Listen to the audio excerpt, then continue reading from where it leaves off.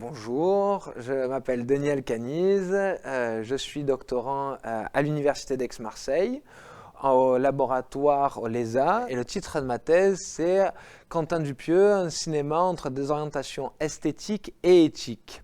Donc c'est un cinéma, on va dire, qui se définit principalement par une esthétique de l'absurde, mais également de l'inquiétante étrangeté, et c'est ce dont on va parler aujourd'hui.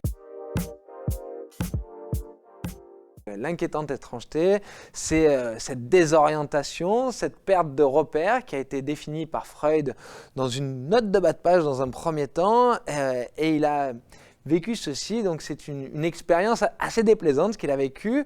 Il était dans un wagon couchette et soudainement il a vu dans une vitre la silhouette d'un homme qu'il a jugé dans un premier temps très antipathique, désagréable, et il s'est aperçu qu'en vérité cette silhouette-là, c'était son propre reflet. Le moment en fait de cette prise de distance finalement avec sa propre personne, c'est ce qu'il a appelé das Unheimliche, c'est-à-dire l'inquiétant familier en vérité. Donc c'est une définition, une traduction apportée par François Roustan, et nous avons principalement la traduction de Marie Bonaparte de l'inquiétante étrangeté. Et c'est dans cette, on va dire, dans cette distance-là que se joue véritablement un courant à proprement parler esthétique que l'on peut retrouver aussi bien dans la littérature, dans l'art pictural, dans la sculpture et évidemment dans le cinéma. Qu'est-ce que ça interroge, l'inquiétante étrangeté? Ça interroge notre rapport au quotidien, ça interroge notre rapport à notre propre image, ça interroge notre rapport au miroir. C'est pas évident tous les matins de se reconnaître dans le miroir, c'est pas évident quand on vieillit aussi d'une certaine manière de se détacher de son apparence physique, on va dire jeune, et de se rendre compte du temps qui passe. Finalement, c'est chaque matin redécouvrir l'étranger qui sommeille en nous.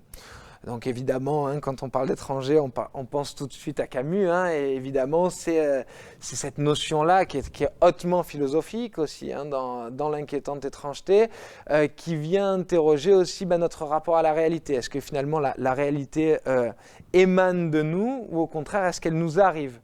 Et en fin de compte, l'inquiétante étrangeté nous permet de conscientiser, si je puis dire, la part d'inconscient qu'il y a entre l'extérieur et nous-mêmes. Donc, c'est-à-dire cette forme de refoulé que l'on a en nous concernant. Et bien souvent dans le cinéma, ça peut prendre différents aspects, différentes formes. Par exemple, l'habitude d'avoir un personnage comme moi là maintenant, et d'un coup le décor arrière, le background qui change. Donc ça, on le retrouve par exemple chez Alain Resnais dans l'année dernière à Marienbad. On peut penser à Andrei Tarkovsky dans Solaris ou dans Le Miroir. On peut également penser à Ingmar Bergman dans Persona, où on a deux personnages féminins, où petit à petit il y a quelque chose qui vient de l'ordre du mélange des deux personnalités, même physiquement, entre Liv Ullmann et Bibi Andersen.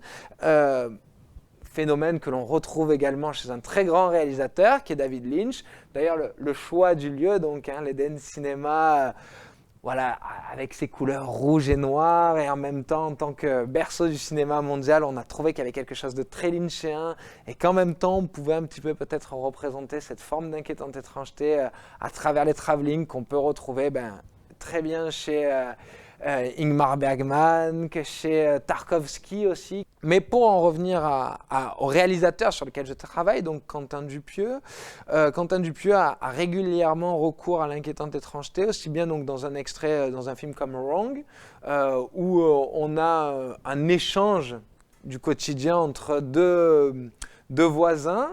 Donc un des voisins se réveille, Dolph, et son chien n'est plus là. Il cherche son chien et il voit son voisin Mike qui revient probablement du jogging, et il lui demande s'il n'aurait pas vu son chien. Mais dans le dialogue, qui de prime abord est tout ce qu'il y a de plus banal, tout ce qu'il y a de plus quotidien, petit à petit, il vient s'enrayer et l'inquiétante étrangeté apparaît. Un sentiment donc d'asphyxie, presque on suffoque à vrai dire face à ce qu'il se passe, tant c'est à la fois normal et pas normal. Et extraordinaire dans le sens où ça sort de l'ordinaire. On doit ce terme à Marie Bonaparte, qui a été la première à le traduire. Depuis 2011, les textes de Freud étant tombés dans le domaine public, François Roustan en a apporté cette nouvelle traduction, donc de l'inquiétant familier, qui effectivement sonne un petit peu moins bien, mais à vrai dire est un peu plus honnête avec la traduction allemande et en même temps nous éclaire un petit peu plus. C'est-à-dire que l'inquiétant familier, on va dire que c'est un peu plus littéral à vrai dire et ça nous permet de mieux comprendre, alors que l'inquiétante étrangeté, il y a quelque chose de l'ordre presque de la poésie dans le choix de la définition.